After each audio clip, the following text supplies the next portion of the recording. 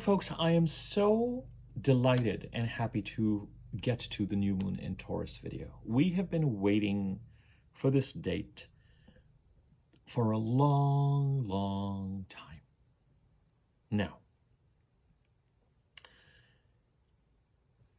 let's get the housekeeping out of the way so we can talk about the new moon. There are 3 ways to engage with me: the free content I put on this channel, the sign-specific videos I do for members. Membership is $6.99 a month, and I do sign-specific content there, primarily for your rising sign, but you're welcome to look at it for your sun and moon sign as well.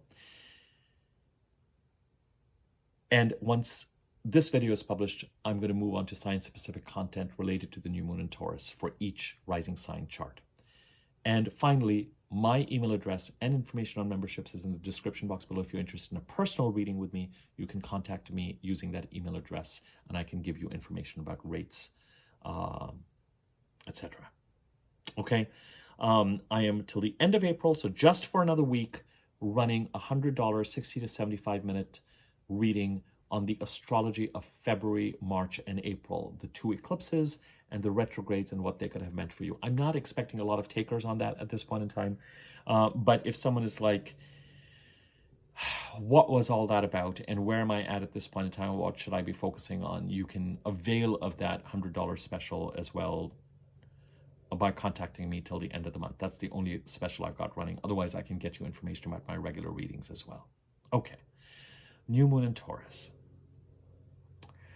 We know that the Pisces part of our chart, the house occupied by Pisces in our chart, has needed a lot of attention and will continue to, is going to be continued. It's the Pisces part of the chart is going to continue to be lit up all the way to February 2027, but a lot of intensity in it will be gone over the summer of this year and then after February of next year, once Saturn and Neptune are out of Pisces, and what we've got left are the North Node eclipses, which are enough, but it's a very different flavor to have to lean into a certain part of the chart to develop muscles and to get something out of it, as opposed to stabilize energy leaks or concretize ambitions that have been brewing since 2012. We know that March and even in April, indeed today is the 24th, when Venus conjunct Saturn in Pisces. And Saturn is going to, Venus is going to clear Pisces in another week's time, but Saturn is going to remain till about May the 20th. So expect consequences related to the Pisces part of the chart and a certain amount of effort still needing to go to stabilize it till about May the 20th.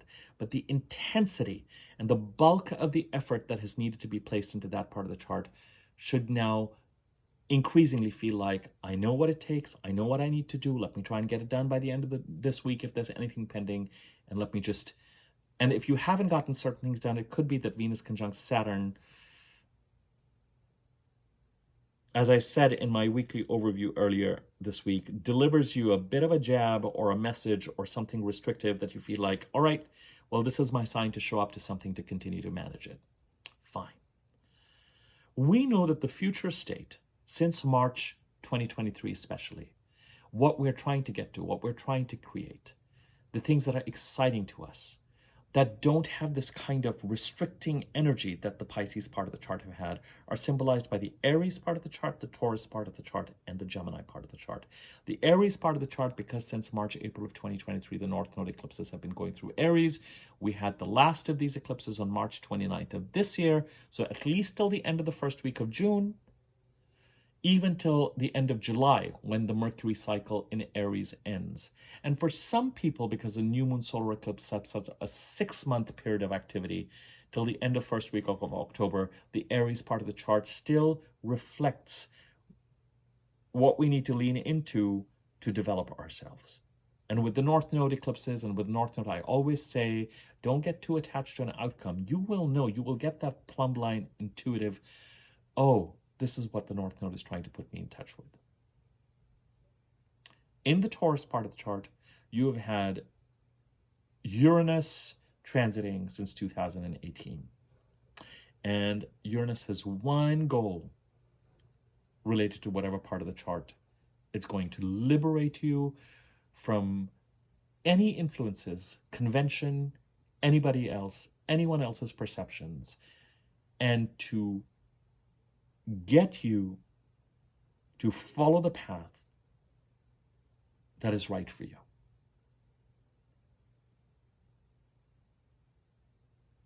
And Jupiter conjuncted Uranus on April the 20th of last year, 2024, setting up a 13-month period, let's say 13-month period, which takes us to about May the 20th. I'm just saying till the end of the first week of June. Jupiter, speaking of the devil, proverbially, is in Gemini, ending a 13-year cycle, starting a 13-year cycle, trying to create an ending and an aligned new beginning. Actually, likely, definitely creating an ending, and either creating a new beginning or creating the space for an aligned new beginning in connection with the direction and the compass you set for yourself when Jupiter transited your 9th house last. So the Aries, Taurus, and Gemini parts of the chart reflect expansive future states. The Pisces part of the chart is saying manage the chaos that has been brewing and increasing since 2012. The Pisces part of the chart still remains active. The Aries part of the chart energetically is very active. The new moon in Taurus on April the 27th starts a 28-day period till the new moon in Gemini on May the 26th. April 27th to May the 26th, the month of Taurus. 28 days. New moon, 14 days later, May the 12th, full moon in Scorpio, related to the new moon in Taurus, and 14 days later, the new moon in Gemini. We are in the dark of the moon. As we head towards Sunday, we may continue to be as productive as we can, but our energy and our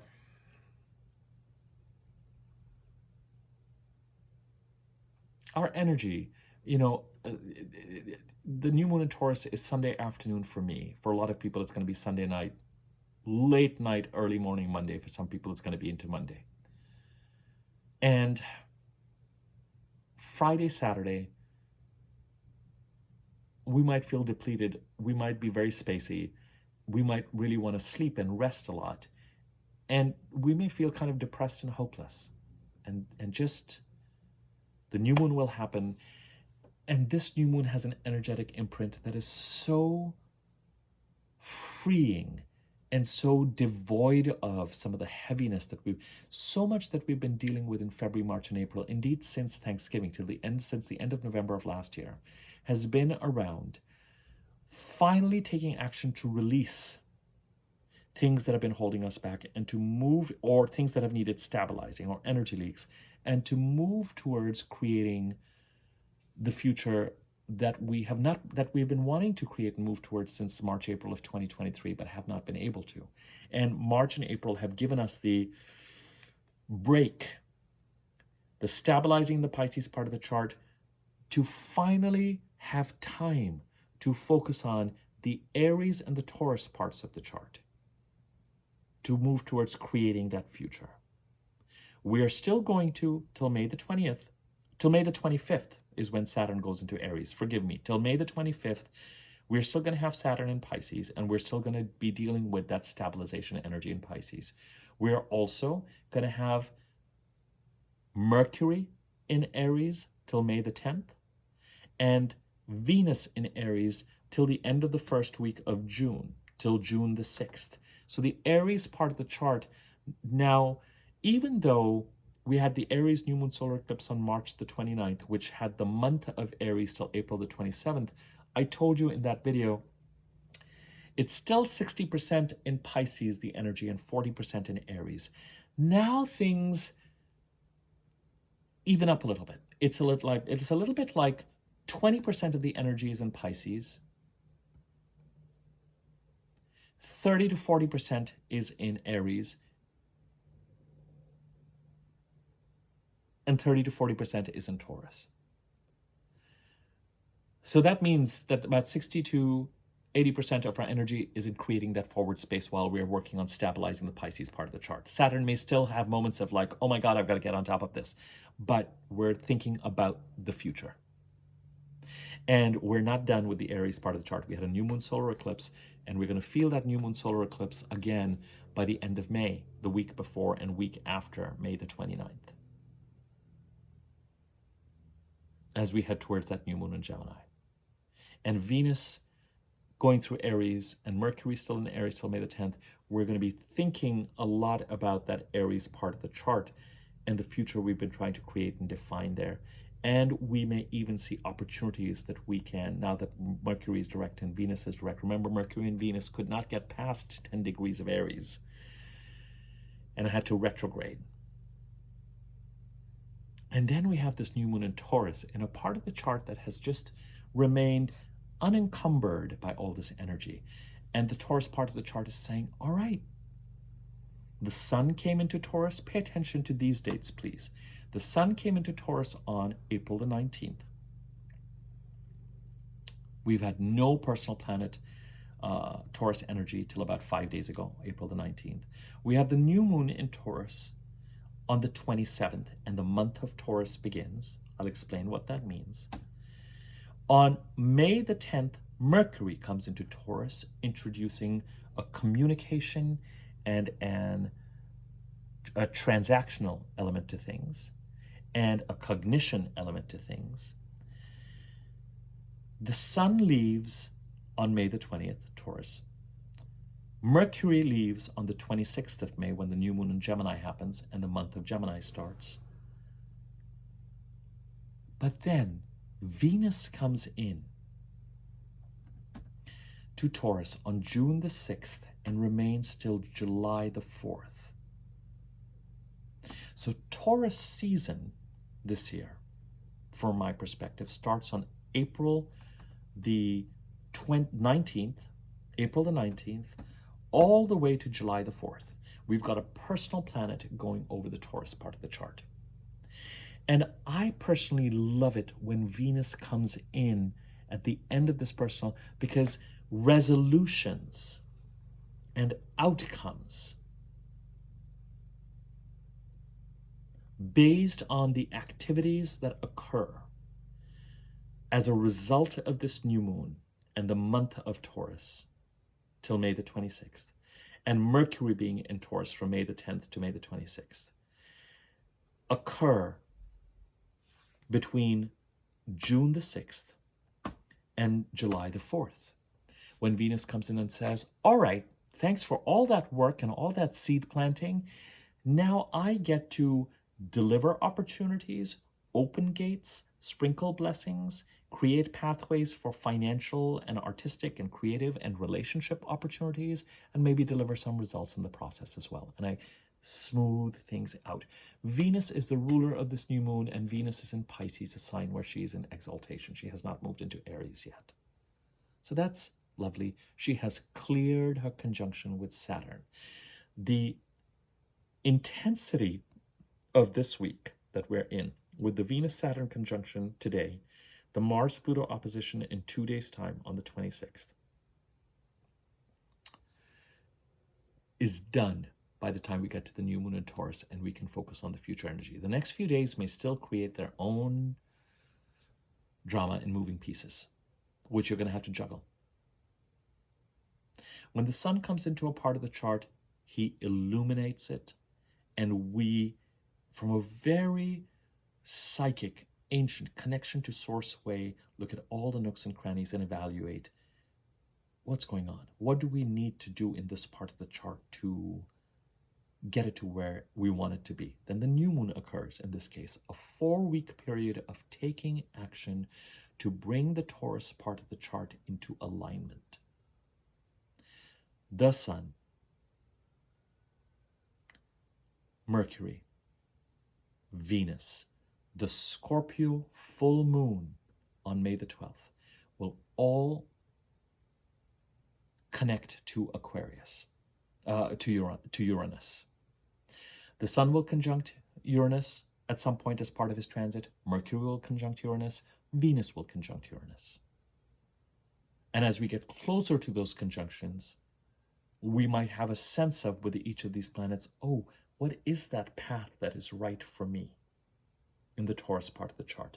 The full moon on the 12th, you've got the moon, I've got that chart here, full moon in Scorpio, trining the North Node in Pisces, and opposing Uranus in Taurus. As you get to that full moon, 2 weeks from the new moon, you may really be alert to what you need to do, changes that need to be made. That full moon on May the 12th might have quite a tectonic feel.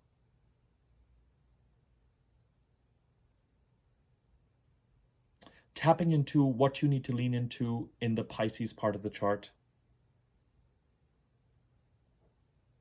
Because the North Node is in Pisces and the full moon is in a pretty tight trine to that North Node. What you need to do in the Pisces part of the chart, what you're leaning into and how that can, I'll cover that full moon when we do that full moon video. But the new moon in Taurus occurs, and the first connection to Uranus is going to occur as we head towards May the 12th. May the 18th, May the 17th to 18th is when the sun will conjunct Uranus. But on the 12th, we're going to have the full moon. So as we head towards the 12th, that full moon, you may start to get a very strong read on, as part of this annual parade of personal planets, the sun, Mercury, Venus, a full moon in Scorpio. What is that path or that direction that is right for me, that frees me, and what needs to end, or what needs to shake up in order for me to move in the direction that is right for me as you head to that full moon. But the sun, while he's in Taurus, is going to be giving you a very solar source specific source. Isn't it nice to finally be doing a normal new moon video, folks, those of you who've been following me for a long time, as opposed to eclipses and retrogrades and the rest of this week is still tricky. So take a look at that weekly overview if you want to know what I mean. But this Taurus new moon then opens up a portal. 4 weeks of activities and actions to bring the Taurus part of the chart into alignment with where you want it to be, paying attention to messages coming up as a result of those conjunctions with Uranus as we head to the middle of May. And then when Mercury comes in from May the 10th to the end of May, to May the 26th,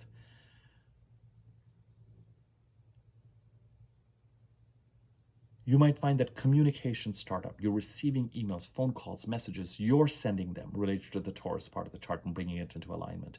Talking to people. Things are starting to make sense. You're drafting things in your mind. You're getting a sense of how to plan things, organize them. With Mercury, some of the activity is here and some of the activity is here. Speech, writing, texting. Things enter a mental, your mind, your brain, your communication gets involved into this alignment process. You could be depending on, and this will be clearer. Now, many people who watch my videos know your chart. So if you think in terms of whole signs, W-O-H-O-L-E, and even if you don't, what house is occupied by Taurus in your chart? So everything I'm saying about the sun coming in, the new moon, 4 weeks of activity to bring that part of the chart into alignment. Mercury. If you know your chart and you feel like you have enough of a sense of relationship with those houses, then you can make sense of this. Those of you who are members, I will break down how this could apply to the house occupied by Taurus in your chart when I do those sign-specific videos after this over the next 3 or 4 days as they all roll out, okay? So then this will become a little bit more specific to those particular scenarios. However, depending on the house in your chart where Taurus sits, when Mercury comes in, you could be communicating. Sometimes it's setting boundaries. Sometimes it is pursuing opportunities, applying for things, hearing back on things.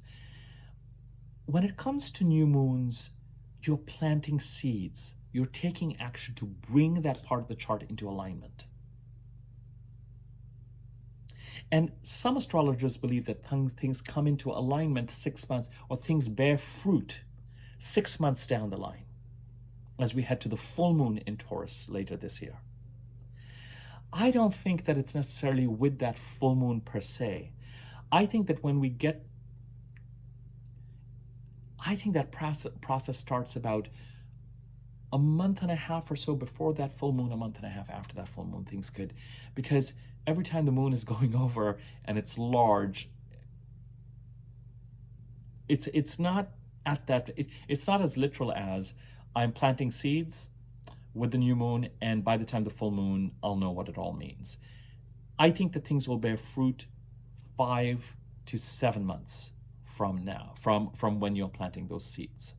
And you might have a sense of what's growing, what's taking, what's happening, what's not happening, what's coming to fruition, what is not. However, with that full moon in Scorpio, the ground shifts on May the 12th. And you might have a sense of, oh, this is what I need to do in order to move in the direction that is right for me.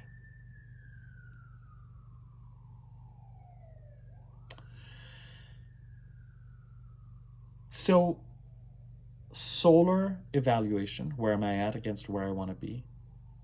A 4-month period of taking action to bring the Taurus part of the chart into alignment, paying attention as we get closer to those conjunctions with Uranus, starting the middle of May, to get even closer to what our path is in the Taurus part of the chart. Going into communication and transaction and mental processing and making sense of things and planning and executing through communication, responding to communication related to the Taurus part of the chart when Mercury makes its transit.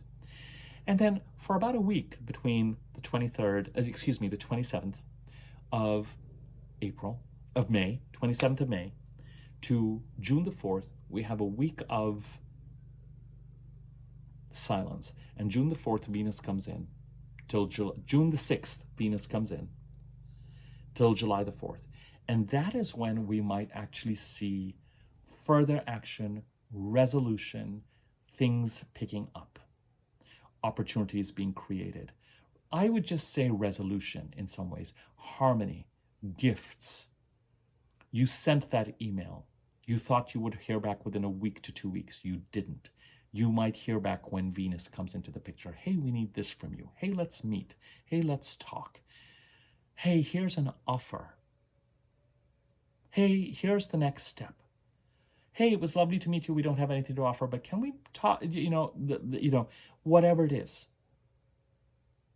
When Venus is the planet that follows up, she comes in after the sun is gone and Mercury's gone and the new moon is gone. And now, at some point as we move forward, right now Mercury is still behind the sun. So there's something about this new moon and the Taurus part of the chart that has a very aligned energy. The full moons are happening 2 weeks after a new moon. The sun comes in first, the new moon happens, Mercury comes in, Venus comes in. Lovely. Now, at some point, as we move past the next few months, Mercury is going to go ahead of the sun. So Mercury will be coming into the houses first and communication will start. And then the sun will come in and take stock of that communication, say, okay, how do I feel about this? What are we doing to align this part of the chart? And the new moon occur, and then Venus will come in to smooth things out. At some point, Venus is going to get closer and closer and closer and closer and closer to the sun. But that's a little bit away for now. But in the Taurus part of the chart, there's a lot about, I'm not going to say that all of a sudden we're going to be feeling free of Piscean shackles and Piscean restrictions and just be like, I'm free and a new life. There's something about this new moon and moving into next week that has a hint and a sense of a new life. And that next thing that we're trying to go to, things become expansive again. And yes, they're complicated because, for example, if you're Taurus rising and you've still got Venus in the 12th house, and you've got Mercury in the 12th house till May, and Venus doesn't even come into your first house. It's a slow time release start of your new year. But it is a start of your new year. Venus and Mercury are direct. The eclipses are behind us. That new moon solar eclipse is trying to create something by the end of May. That's great. We're all for new moon solar eclipses creating something. We're not yet 2 months before a lunar eclipse. That'll come in July. Will it come in July or will it come in June? Let's see when that 2 months before. This full moon lunar eclipse in Pisces.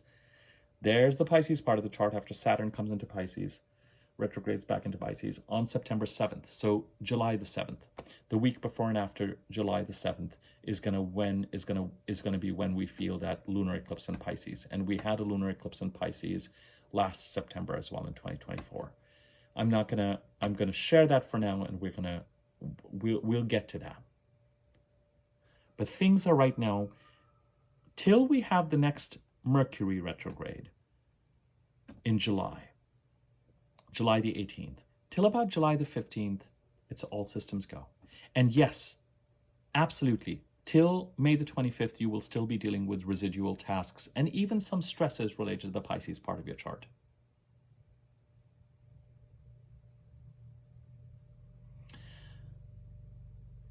Till the end of the first week of June, but even till July the 30th, and some people might say till the end of the first week of October, the Aries part of the chart is going to remain active. It's not a negative thing.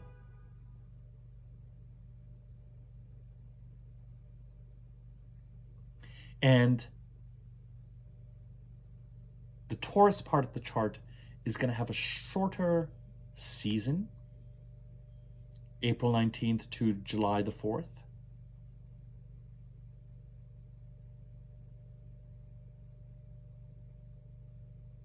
But it takes us into a part of the chart that is cloudless. Even though that May 12th full moon is pretty packs a punch. But the Taurus part of the chart is relatively cloudless and really trying to get us to move in a direction that is right for us. So even if there's a sense of seed planting, investing initially, evaluating, taking action, not sure what's happening, not sure whether something is going to come through, not seeing results, you need to be patient and wait until Venus comes into the Taurus part of the chart, June the 6th to July the 4th, to be able to get a sense of those seeds that have been planted for them to kind of rise up from the ground. And it still is not the time to harvest, but it is the time to take the next steps and cultivate and fertilize and strengthen and nurture. And Venus going over any part of the chart is a help.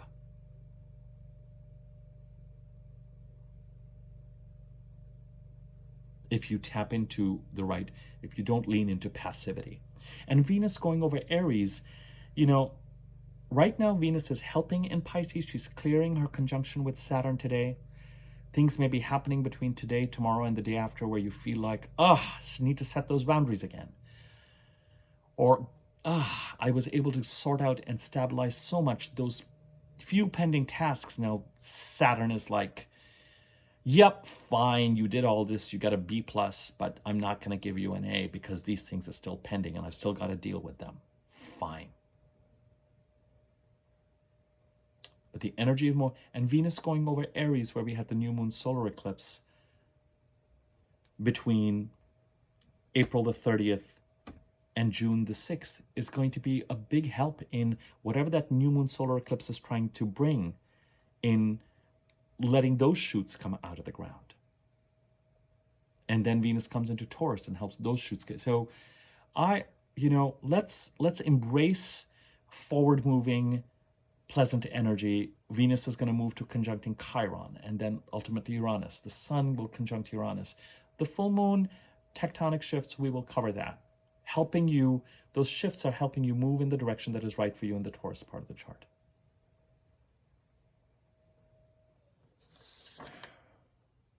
Mercury is moving towards conjuncting Chiron. The two, now this is interesting. The two other aspects that are encoded into this new moon are Venus conjuncting Neptune. Venus is still in Pisces and Neptune is in Aries. But on May the 2nd, Venus is going to conjunct Neptune in Aries. And the conjunction is close enough right now, literally 2 degrees away when the new moon happens, that it's kind of encoded and imprinted into the new moon. And what's nice about Venus conjuncting Neptune in Aries depends on the house in which it's happening.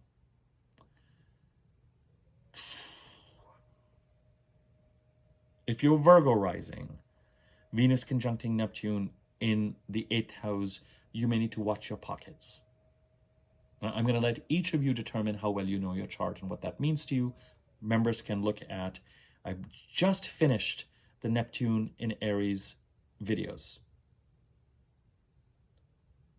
So members can look at that and determine what Venus conjunct Neptune can mean. But Venus conjunct Neptune in certain other parts of the chart can be a great symbol of what it is that Neptune coming into Aries for some part of this year, and then more permanently after January of next year, 2025, for 12 years, what that is encouraging and what that holds for each of us.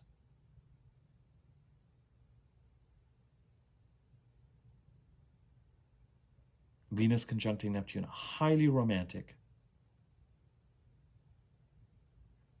artistically inspired, musically, creatively, compassionate. Just you're going to have to watch for, with Venus conjuncting Neptune, self-sacrifice, lack of boundaries, and getting into some situation that is almost cultish, whether it is with a particular individual that you're totally enamored by and so are ready to give it all up for, or whether it is a group or not. So just watch with Venus conjuncting Neptune an excess of passivity, a lack of boundaries. Watch your pocketbook, your wallet, if pocketbook is too archaic a word, your wallet, your bank balance. Venus, money, relationships. Watch that space for any fogginess or vagueness or fraud or gaslighting. But if you want to be creatively inspired or spiritually inspired, Venus conjunct Neptune is a heady, gorgeous aspect. And Venus conjunct Neptune, more importantly, may be giving you some signs and signals about what this Neptune transit is going to try to do for you in the Aries part of the chart. So if you have Aries in your 9th house or your 10th house or your 1st house, or your 5th house, that could be very interesting to observe because that can be positive. Or your 3rd house for Aquarius risings. I just did that video. It can be very positive to see, especially if you're doing something very constructive with the Neptune in Aries transit with regard to pursuing something or concretizing something creative or spiritual. The other aspect that occurs is Jupiter in Gemini is getting ready to square the nodes. The North Node is in Pisces, the South Node is in Virgo, and Jupiter is moving to square the nodes. And that square becomes really much more exact as we head to that Scorpio full moon. In fact, that square occurs shortly after that Scorpio full moon on May the 12th. This has been an ongoing thing about somewhere. Jupiter is the faster moving planet at this point in time. So endings and new beginnings in the Gemini part of the chart. Endings and new beginnings. Jupiter comes in, removes an old couch, creates the space for an aligned, new, whatever you're going to fill that space with. Sometimes that new thing comes in, sometimes just the ending has been created. And Jupiter tries to align things with the vision you set for yourself, what was in your heart when Jupiter went over your 9th house last.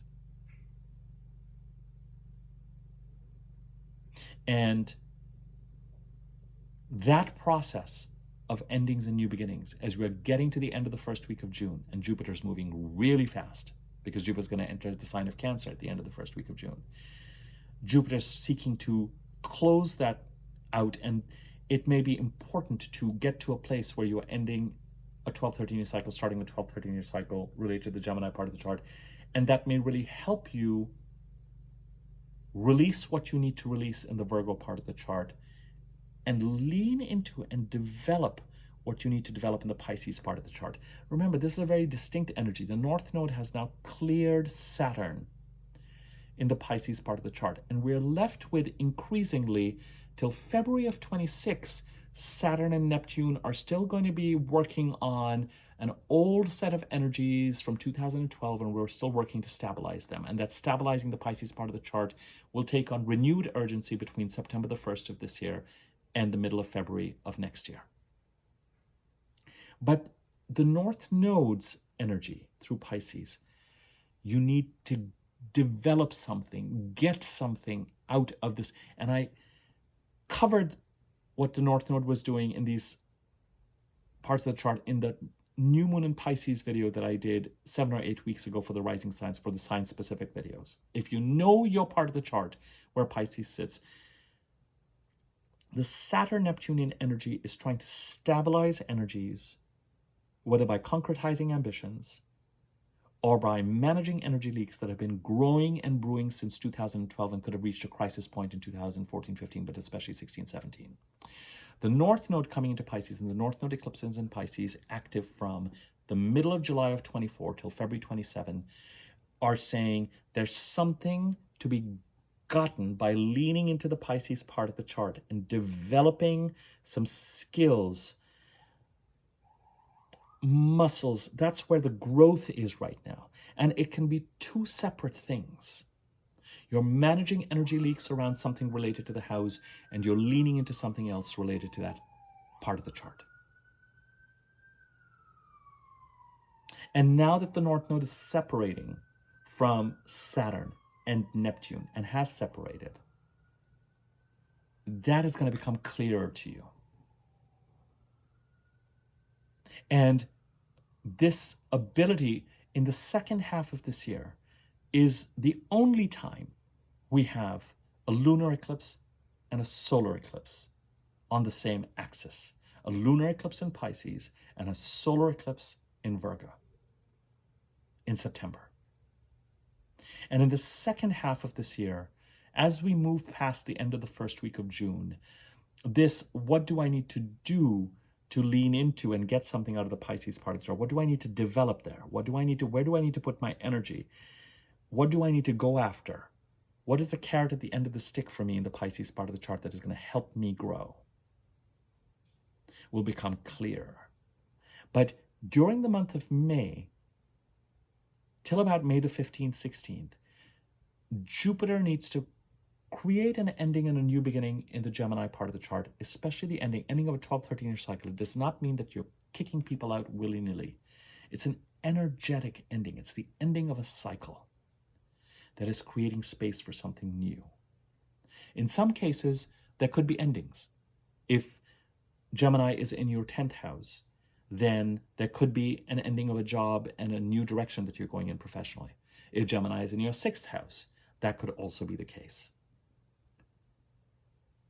If Gemini is in a part of the chart that has to do with people, it does not necessarily mean that, if Gemini is in your 4th house, and it doesn't mean that you're replacing your mother with another mother.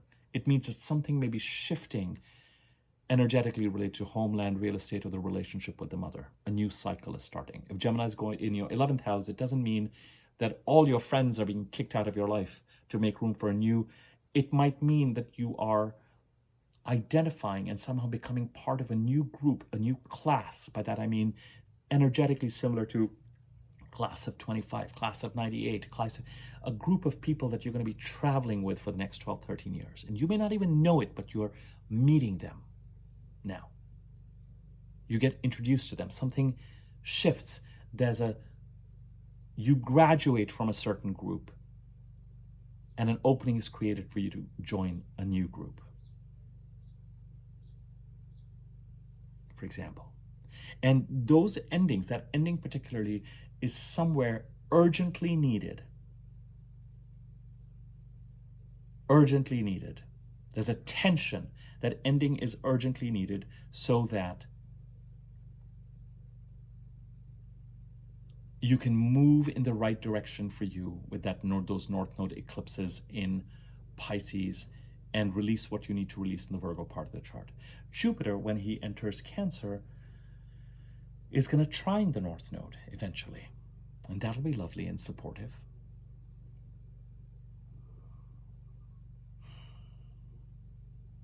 I don't even want to look at dispositors of this chart because it's just so complicated. Ultimately, Mars gets involved in that, and then the Sun gets involved, and Venus. You know, there's a certain amount of... Let's play the dispositor game. Venus is the ruler. She's in Pisces. Pisces is ruled by Jupiter and Neptune. Neptune is in Aries. Aries is ruled by Mars. Mars is in Leo. Leo is ruled by the Sun. The Sun is in Taurus, ruled by Venus. So between Venus, Neptune, Mars, and the Sun, that's one set of dispositors.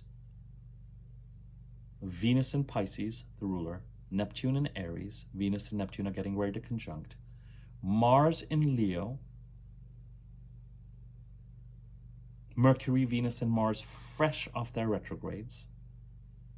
All getting ready to move past the degrees that they could not move past. Pursuing goals in the Leo part of the chart, setting boundaries. And the Sun in Taurus, illuminating the Taurus part of the chart where the new moon is occurring. So the Pisces, Aries, Taurus, and Leo part of the chart kind of ricocheting with regard to who's dispositing. And I would say that with Mars, it's action being taken in the Leo part of the chart that's going to light all this up. The other ruler is Jupiter in Gemini. And Jupiter and Gemini is ruled by Mercury, which is in Aries, and we're back to Mars and the Sun. So, Mercury, you know, all the planets I've talked about are kind of involved. There's no clear dispositor, but, I mean, I'm going to laugh now, but, you know, the Pisces part of the chart, the Aries part of the chart, the Taurus part of the chart, the Gemini part of the chart, and the Leo part of the chart are all actively trying to help create a future here. And in the Pisces part of the chart, you will still, till May the 25th, be managing spillage that you have actively been managing even more with greater urgency in March and April to avoid disastrous flooding. And now you just got to take care of a few remaining leaks. Golly.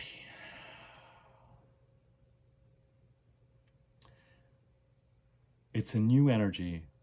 It's a new portal. There is a little bit of a kind of a Four of Wands energy to this, which is nice.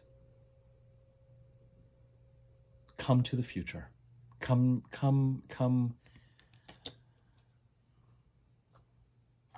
Life is a cabaret. All right. My contact information on memberships is in the description box below. You can contact me if you're interested in a personal reading. If you haven't subscribed to my YouTube channel, please do subscribe. Subscriptions help the channel. And next to the subscribe button is a bell icon. When you subscribe, you'll be given the option to activate the wiggly bell on top. You'll see the bell with these kinds of wiggly squiggles. Click on that, you'll be notified every time I do a new video, which will be fun, which will be nice. You can watch more content. Contribute to the channel. You can contribute financially by using the thanks button underneath this video or by donating. Information on that is in the description box. You can contribute for free by liking the video, leaving a comment down below if you feel so inclined. Likes and comments give the video greater circulation on YouTube. Feel free to tell friends or anybody that might find the content on this channel useful. That way they can also avail of it. I feel like there's something else I say at the end of every video, but I can't remember what it is, and we will let that pass. It'll come to me.